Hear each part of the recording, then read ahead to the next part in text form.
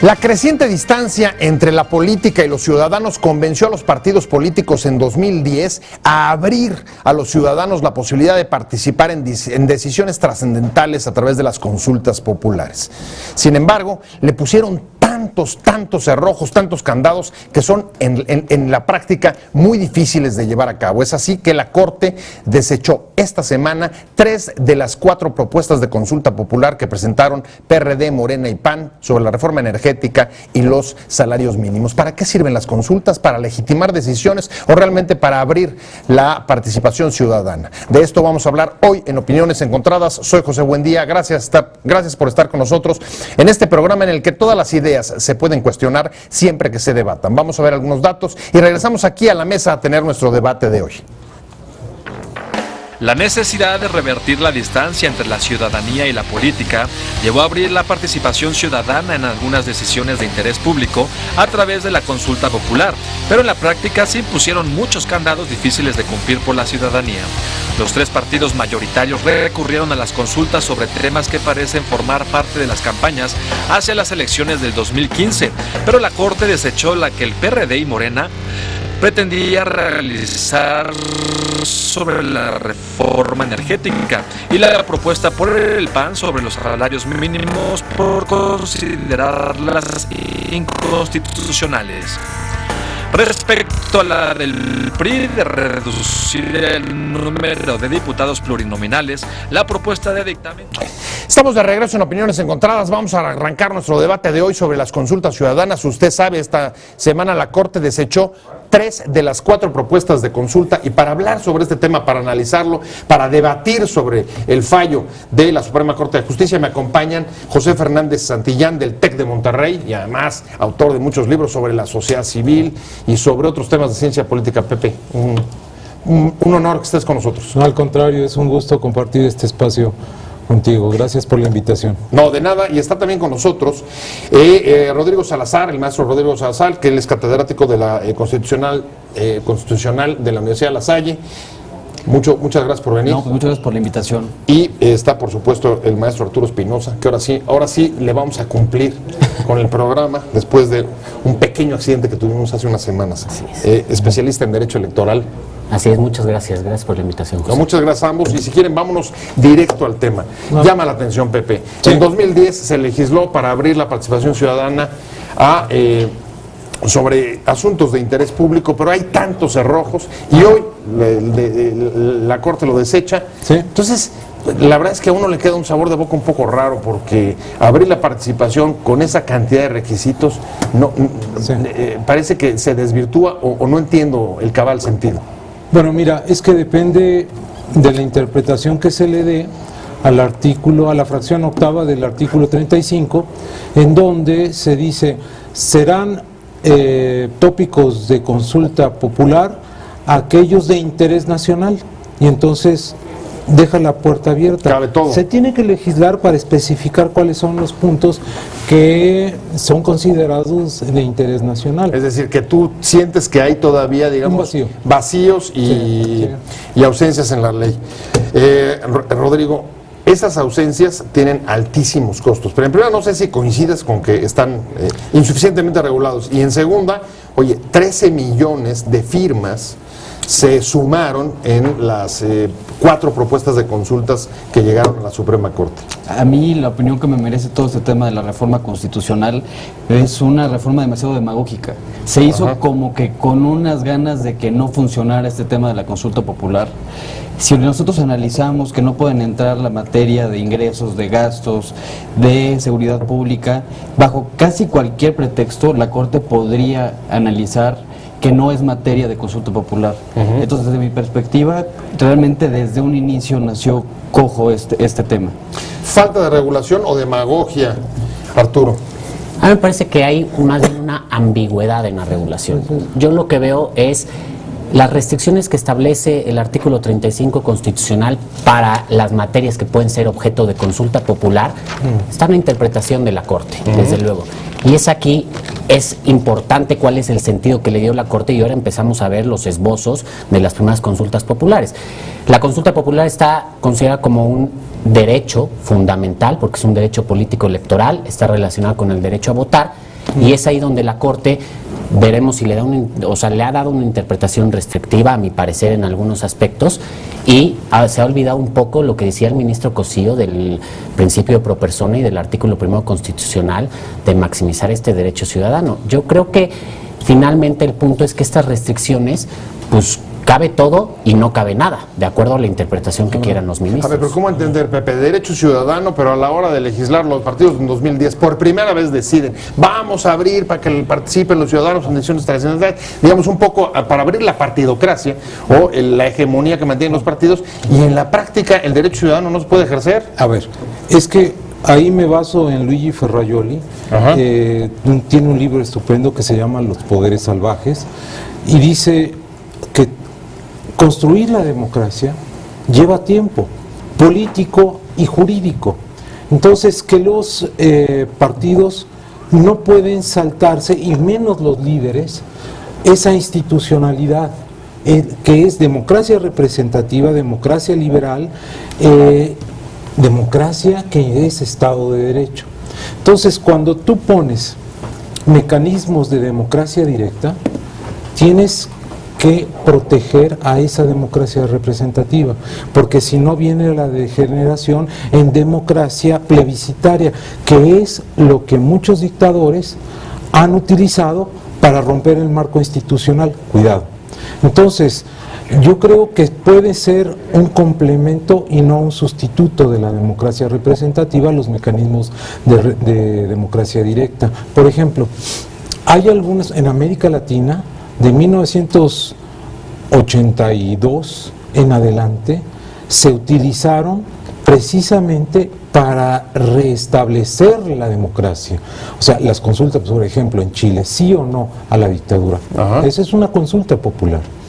Pero cuando aquí la utilizas de manera, a mi parecer, demagógica, para romper la estructura institucional en el sentido de, por ejemplo, la reforma energética que se logró en el Congreso, y quieres ir a la consulta popular para romper la institucionalidad del Congreso, ahí me parece que estás utilizando mecanismos demagógicos. Sí, a ver, si sigo tu razonamiento, dirías, la Corte lo que hizo fue proteger a las instituciones de la demagogia de los partidos. ¿Tú coincidirías? Sí, coincido plenamente con la perspectiva. O sea, la demagogia entonces no es de la ley ni de las instituciones, sino de los partidos. Yo creo que viene desde la Constitución, desde cómo está reglamentado esta institución. Y de acuerdo a la interpretación que dio la Corte el día de ayer, específicamente por lo que hace el ministro Cosío, quisiera puntualizar algo. Yo comparto plenamente todas las posturas de él, realmente yo soy muy afín a su pensamiento. El maestro Cosío fue desechó lo del PAN, ¿no? Lo de los salarios mínimos. Él estaba a favor. No, él estaba a favor. Y de hecho él votó en contra de las dos iniciativas del día de ayer.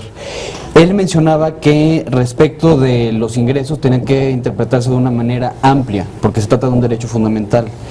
Pero también es cierto que respecto a la interpretación constitucional, cada vez que hay alguna excepción a la regla, y tratándose de excepciones o de límites al ejercicio de algún derecho fundamental, siempre debe prevalecer esa literalidad y esa restricción precisa que se incluye ahí.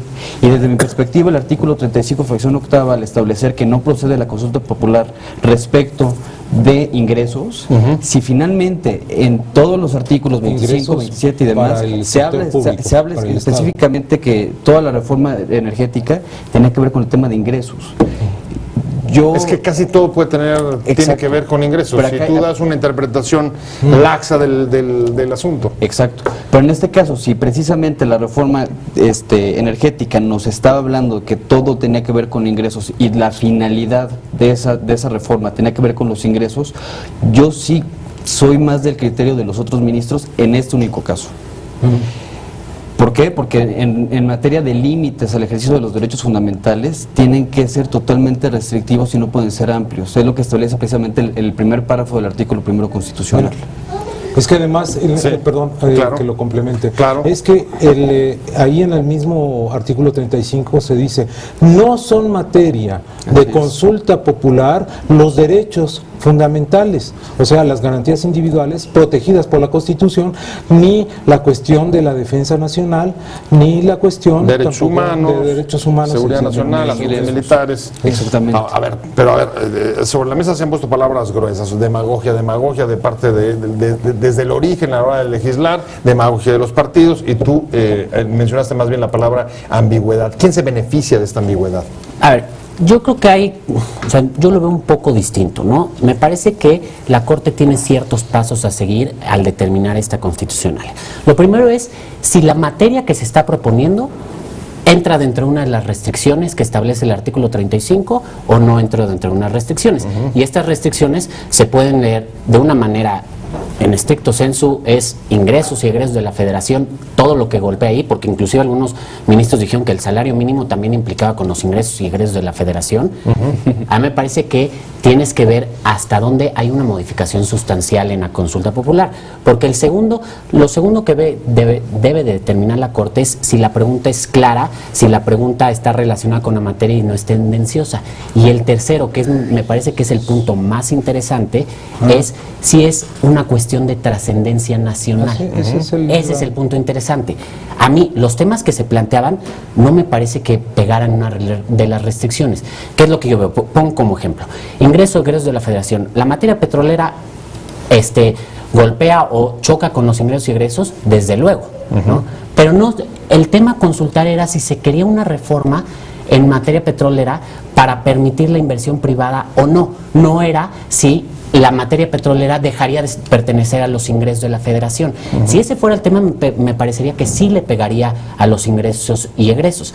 Pero aquí lo único que estaba cuestionando era no que dejara de formar parte de esos ingresos y egresos. Ahí, ahora, yo me iría al siguiente tema. Yo en esa parte no coincido con la interpretación que dieron los ministros, porque me parece que fue restrictiva. Exacto.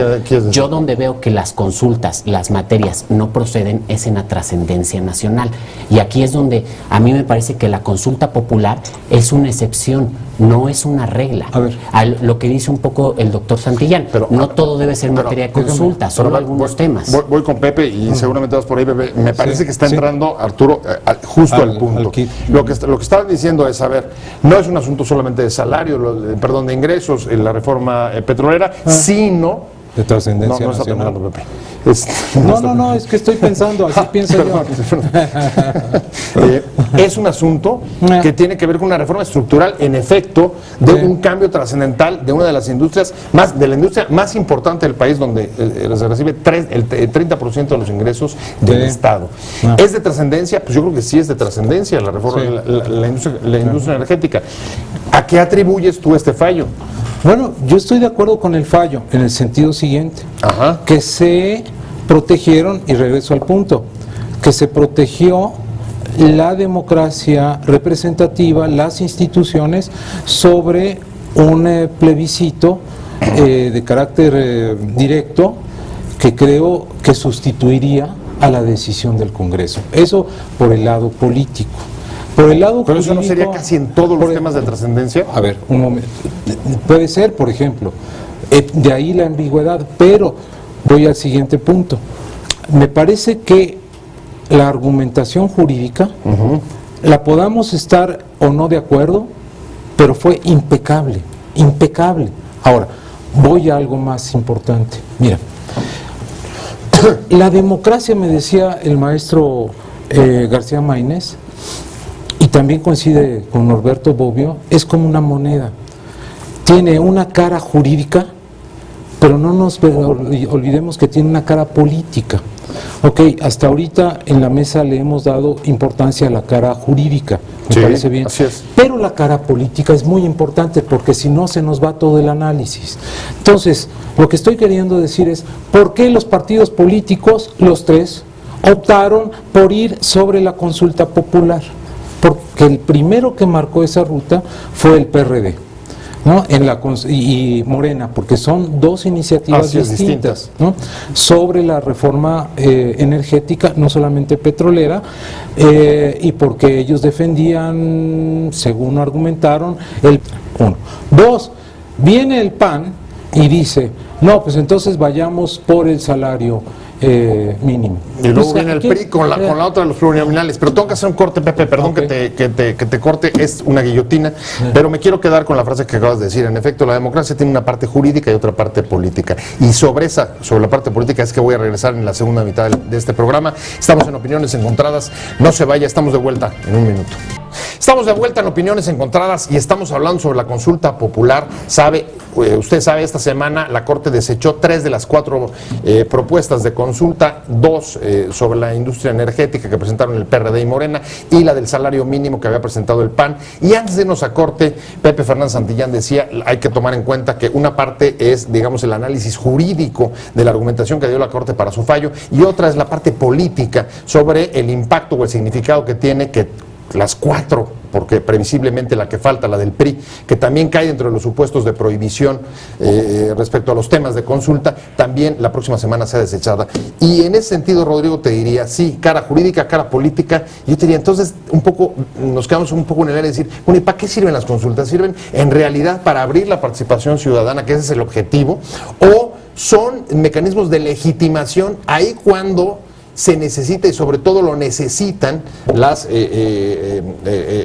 los partidos o los gobiernos? Yo considero que si nos vemos muy románticos, efectivamente es por un tema de participación ciudadana, para abrir la democracia, para mejorar las instituciones, pero realmente, como se vieron estas 4 consultas populares que se presentaron, fueron una cuestión totalmente de legitimación de los partidos políticos. ¿Por qué razón? Porque primeramente el PRD y la izquierda perdió el control de la reforma energética, es una realidad. ¿Cómo legitimas para con la población que perdiste el control y que finalmente se reformó el artículo 25, se reformó el artículo 27 a través de esto? El PAN, por ejemplo, ya no sabe ni dónde meterse. Entonces, ¿qué hace? Bueno, sacamos ahorita una consulta popular relativa a los salarios mínimos. Y el PRI, bueno, está manejando el poder, se le ha complicado demasiado las cosas. Y ¿cómo poder legitimar un poquito? Bueno, rescatando esas promesas de campaña de los partidarios priistas para limitar a las diputaciones y a todo esto de los plurinominales. Voy con el experto electoral, y entonces la pregunta que te deriva necesariamente de eso es, Arturo, pues los partidos más bien lo que pretendían era, digamos, que abrirse el terreno para poder hacer campaña, el marketing, a pesar de las restricciones a través de las consultas populares, y en ese sentido quienes están desvirtuándola son los mismos que la legislaron. Claro, a mí me parece, yo estoy de acuerdo, creo que los partidos lo que buscaron es agarrar una bandera de campaña a través de las consultas populares. Acá hay una cuestión técnica, jurídica, que no se consideró. Los partidos como tales no están legitimados para promover una consulta popular.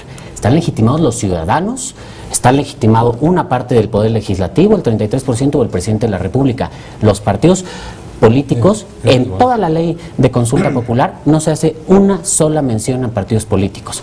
Claro, aquí en la parte técnica el que suscribía la consulta o el que solicitaba la consulta era Gustavo Madero o Jesús Zambrano. A título de individuo. A título de individuo, pero todos sabemos, se habla y ahorita vemos los anuncios, la consulta del PRI, la consulta del PRD y la consulta del PAN. Ahí me parece que una figura que es puramente ciudadana, y justamente para eso se introdujo en la Constitución, para reducir esa brecha entre los políticos, la partidocracia y la ciudadanía, para darles participación.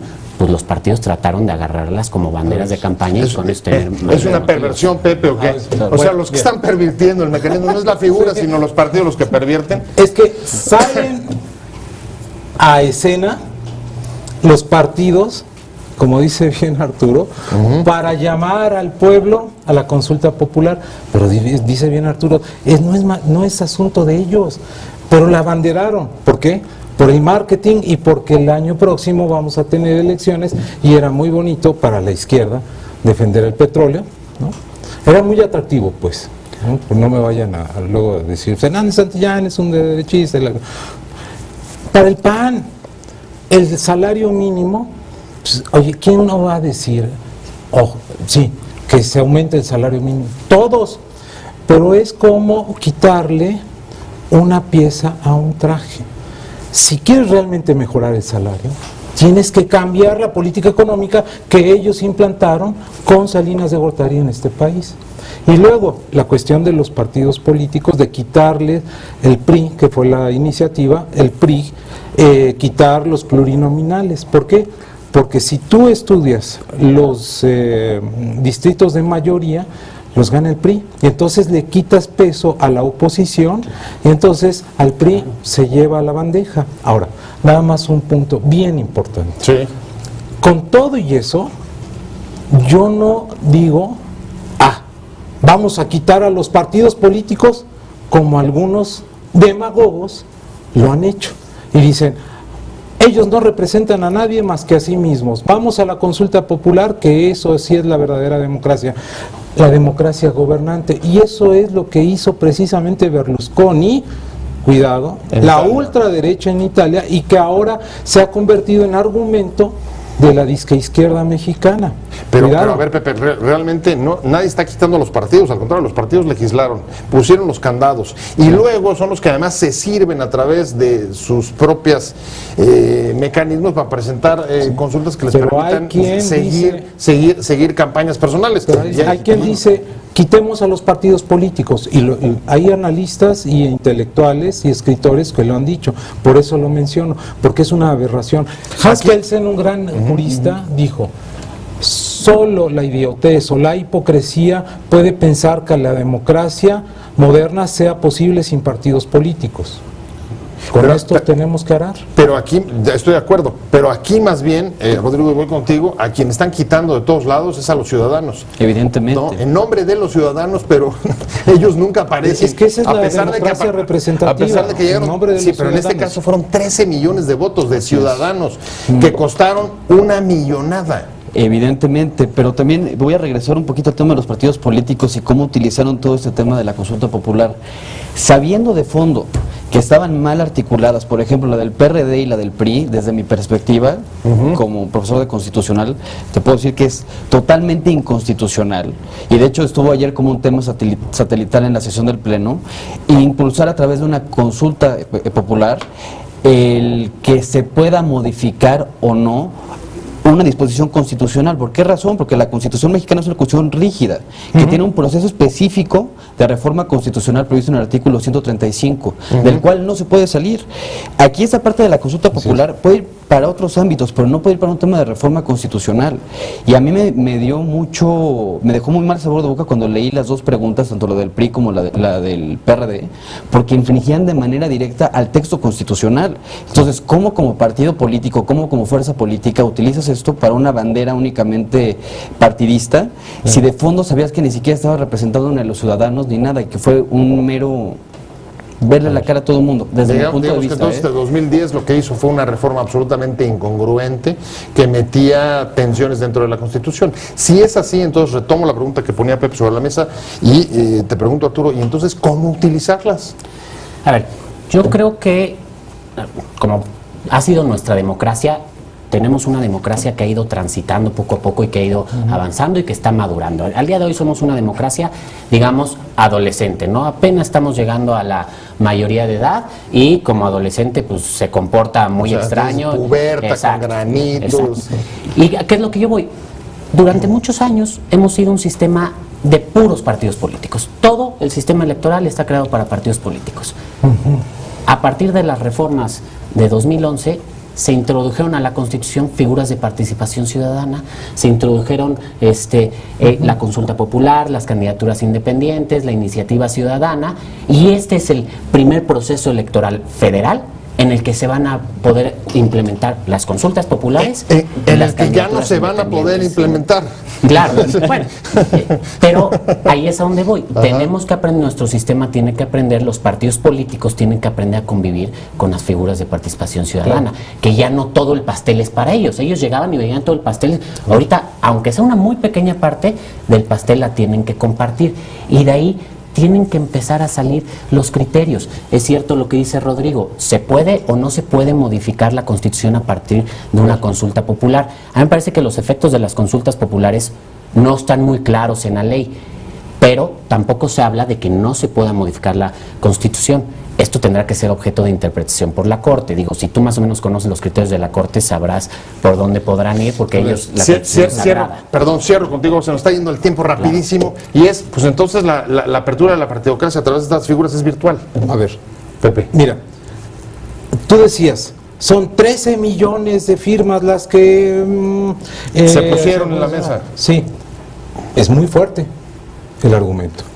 Pero la democracia representativa representa a los ciudadanos inscritos en el padrón electoral, 80 y tantos millones, y a su vez el país tiene 100 y tantos millones. Entonces no podemos actuar en la democracia casuísticamente, es decir, reforma petrolera, salario mínimo, quitar a los de representación proporcional. Así no se puede vivir la democracia, se tiene que vivir de una manera institucional permanente. Por eso qué bueno que nuestra Constitución sea rígida, porque si no vamos a ir en los vaivenes de las consultas y al rato son 7, 10 millones, entonces vas a ir en un hándicap creciendo o disminuyendo los puntos de las firmas de consulta. Pues muchas gracias a los tres. Ahí tienen, creo que el debate está servido. Todavía nos daba para seguirlo porque es muy interesante. Ya haremos otro programa al respecto. Muchas gracias a Pepe Fernández Santillán, académico, investigador, escritor del TEC de Monterrey. Muchas gracias a Rodrigo Salazar, catedrático de Derecho Constitucional de La Salle. Y por supuesto, muchas gracias al maestro Arturo Espinosa, especialista en Derecho Electoral. Gracias a los tres, pero sobre todo a usted por haber estado con nosotros en Opiniones Encontradas. Nos vemos, nos escuchamos próximo lunes aquí, 7:30 desde la esquina de la información. Tenga un buen fin de semana y hasta entonces, páselo bien. Te invitamos a seguir cuestionando la información con los siguientes videos.